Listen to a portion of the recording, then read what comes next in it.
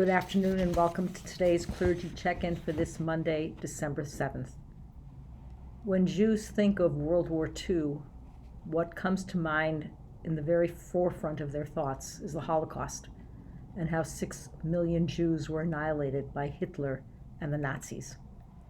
Yet we know World War II spanned multiple continents and American soldiers were scattered to the corners of the earth.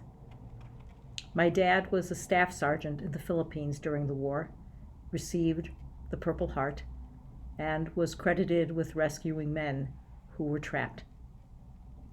Although the war was raging in Europe from September of 1939, nearly 2 years before the U.S. entered the war, it wasn't until 79 years ago today, with the bombing of Pearl Harbor, that the U.S. committed to joining with Allied forces in combating not just the Nazis, but the Japanese as well.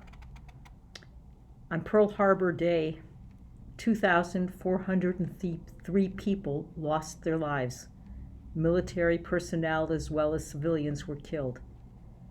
When 9/11 happened at the World Trade Center site, 2,753 people lost their lives.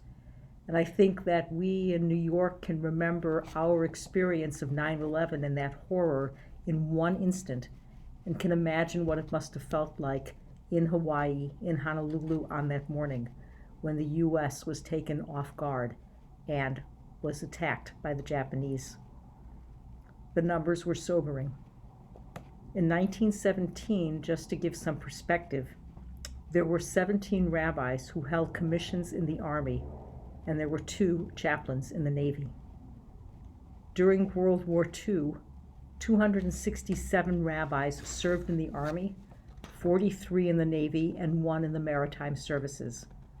Of these, 250 rabbis served overseas, and 46 were decorated for their bravery.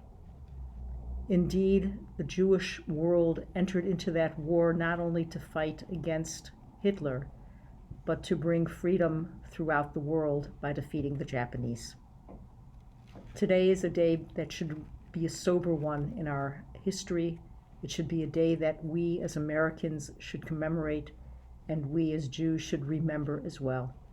Because I'm not certain if Pearl Harbor hadn't happened, if the U.S. hadn't engaged in that war, whether or not Hitler would have been defeated ultimately by the Allied forces.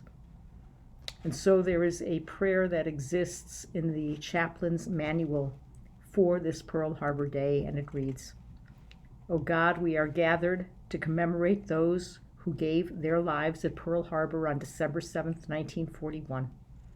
Let us always honor the memory of the brave men who sacrificed so that we may experience freedom in a country that is free. Let us be reminded of life, liberty, justice, freedom, and democracy, that we may ever be grateful to you and those veterans who gave so much for their country.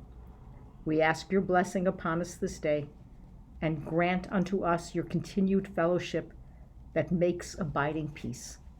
And we say amen.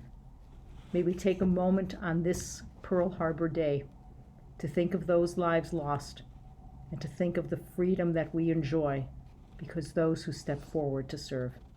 I hope you have a safe and a good afternoon.